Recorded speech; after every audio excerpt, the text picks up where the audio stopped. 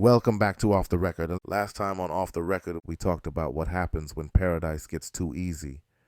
When comfort turns killers and discipline disappears.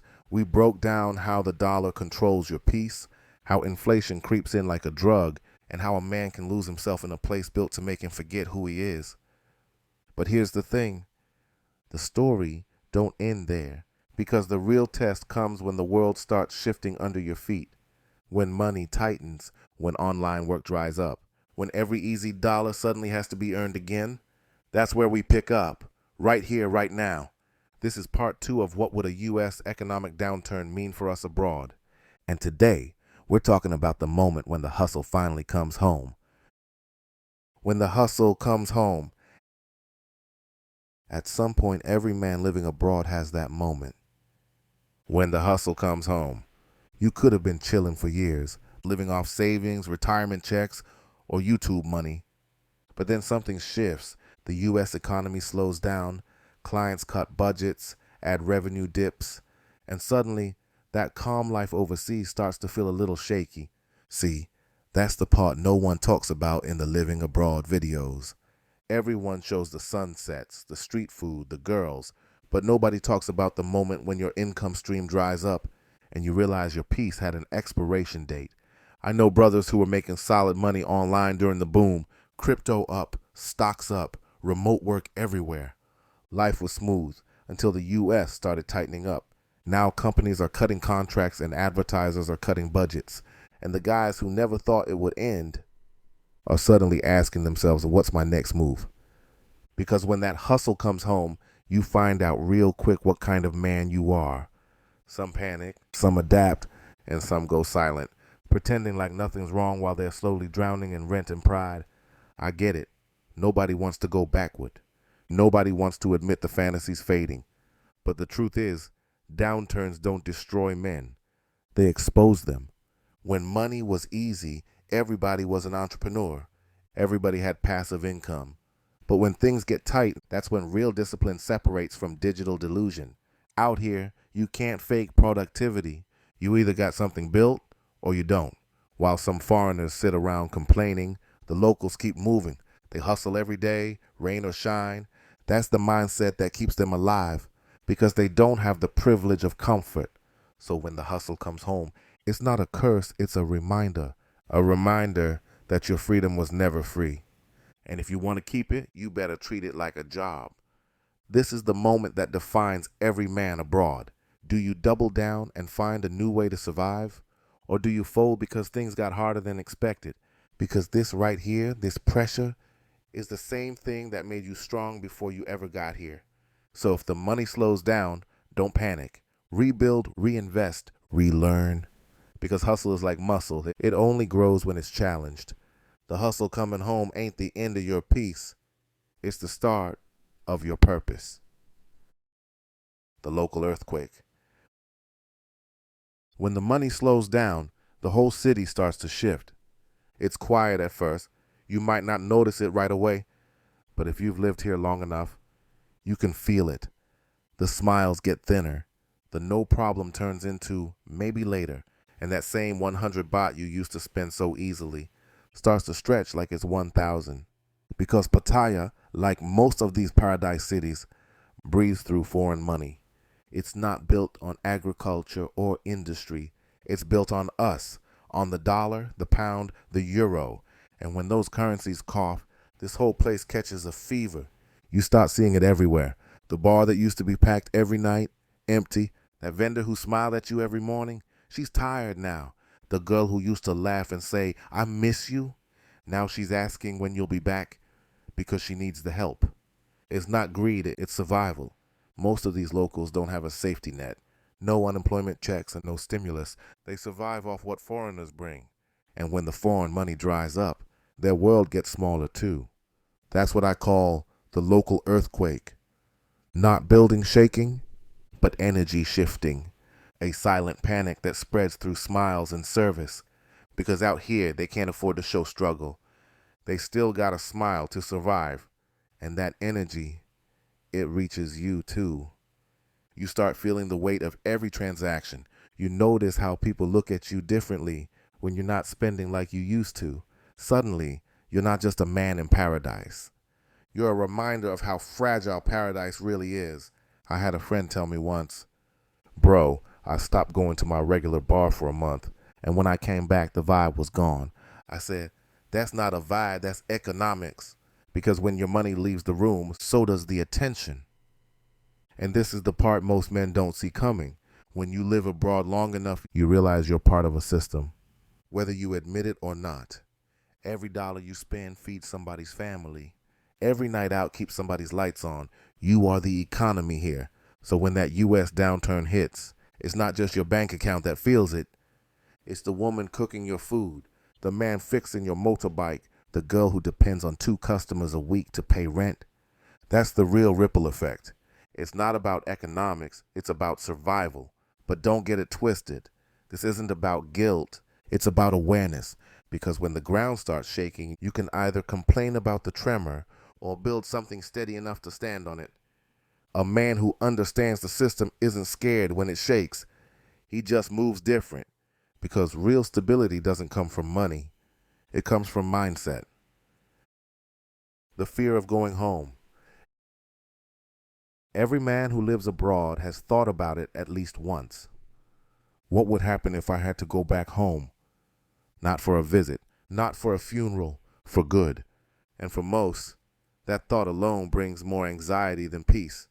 See, going home ain't just about geography, it's about identity. Because once you've built a life somewhere else, home becomes a reminder of who you used to be, not who you are now. A lot of brothers came out here running from something: stress, heartbreak, debt, disappointment. And once they got here, they found peace. But that peace came with distance. Distance from family, distance from responsibility, distance from reflection. And the longer you stay gone, the scarier home starts to look. That's the fear nobody talks about. Not the fear of failure, but the fear of facing yourself in the mirror again. Back home, nobody cares how many girls you dated in Pattaya. Nobody cares about your condo view or how cheap your rent is. They'll just ask, "So what are you doing with your life now?" And that question hits different when your only answer is living. That's why some men would rather struggle overseas than rebuild back home. Not because they can't, but because pride won't let them.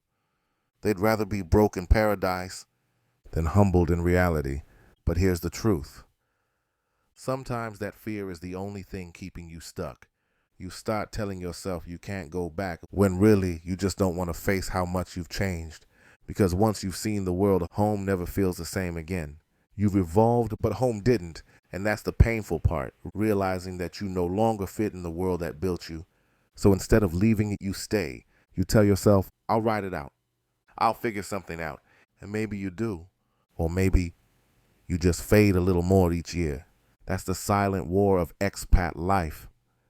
Fighting the thought that the only way to move forward is to go back. Some will never admit it, but deep down they know they're not scared of America. They're scared of accountability. You can't run from yourself forever. And when the economy shakes and the money gets tight, that question creeps back in. Would I go home if I had to? If the answer is no, make sure it's because you're ready. Not because you're afraid, because a man who's truly free can go anywhere, even back home, and still be at peace. Adapting or disappearing. When things get rough out here, you start seeing 2 types of men: the ones who adapt and the ones who disappear. It's easy to live when money's good. When rent's paid, women are smiling, and the world feels like it's spinning in your favor. But when the U.S. economy slows and the exchange rate flips, that's when real character steps forward. The strong ones tighten up, they adjust their habits, they learn new skills, they adapt. The weak ones, they vanish. Not all at once, slowly. A missed call here, a skipped rent payment there, until one day you realize he's gone. See, Pattaya and cities like it are full of ghosts. Men who came chasing peace, but never built stability. Men who had potential, but lost it to comfort. They disappear quietly, Some go home broken, some drown in the nightlife, and some just fade, living invisible, still chasing that one good day that never comes again. That's the danger of comfort. It makes adaptation optional until survival makes it mandatory. When things get tough, you either learn how to swim or you sink with your ego still holding a drink. But here's what people forget. Adaptation isn't just about money. It's about mindset. It's about knowing how to pivot before you panic.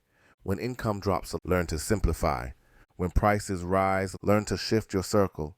When everything changes, change with it without losing your sense of self. Because a man who adapts never truly loses. He evolves. He adjusts to survive in any environment, whether it's Brooklyn, Bangkok, or Buriram. That's the quiet flex of a real expat. Not the car, not the condo, but the ability to rebuild anywhere. I've seen brothers start over at 50, learn a trade, start a small business, or flip their skills into something new online. They didn't complain, they recalibrated. That's how you last out here. You stop romanticizing escape and start respecting evolution. The ones who adapt will be fine. They'll live smaller, smarter, and still find peace. But the ones who don't, they'll vanish. Not because the world forgot them, but because they forgot to grow. You either change with the times or the times change you. The choice is always yours. The reset and the rebuild. Every storm clears eventually. Markets recover. Currencies rise again. People adjust. But what stays are the lessons. Because after every downturn comes a reset. A quiet moment where life asks you, what did you learn? A lot of men panic when times get hard. But pressure ain't punishment. It's preparation. It strips away what's fake, so what's real can finally grow. After the dust settles, you start to see who's still standing. The loud ones fade, but the steady ones rebuild. They move smarter, live smaller, appreciate more, because struggle resets perspective. Maybe you don't need the newest condo. Maybe you don't need to go out 5 nights a week. Maybe peace isn't about how much you spend, but how much you understand. A downturn humbles you, but humility is the foundation of growth. The rebuild isn't just financial, it's internal. You start caring less about image and more about integrity. You stop chasing validation and start chasing value. You begin living with intention again, the same hunger you had before comfort dulled you. The men who rebuild don't look the same afterward. They're quieter, calmer, sharper, because pain teaches what peace never could. They learn that freedom ain't just leaving America. It's learning how to stay free inside any situation. And when that next U.S. storm hits, because it always will, they won't panic. They'll pivot. Because they've learned that every collapse, because real freedom ain't leaving the system. It's learning how to survive without it. It's not running from pressure. It's knowing how to breathe under it. That's what separates the men who live abroad from the men who just hide abroad. The ones who last, they stop trying to escape the storm. They learn how to move with it. Because once you stop running, you realize peace was never about the place. It was about the person you became there. So if the U.S. crashes tomorrow, if the dollar drops, if everything you built shakes a little, don't panic. Remember, every collapse teaches, every correction cleanses, and every rebuild reveals who's real. If your peace falls when the dollar falls, you were never free to begin with. Freedom ain't what you run to. It's what you carry inside. This is Off the Record. Real talk, no filters. I'm gone.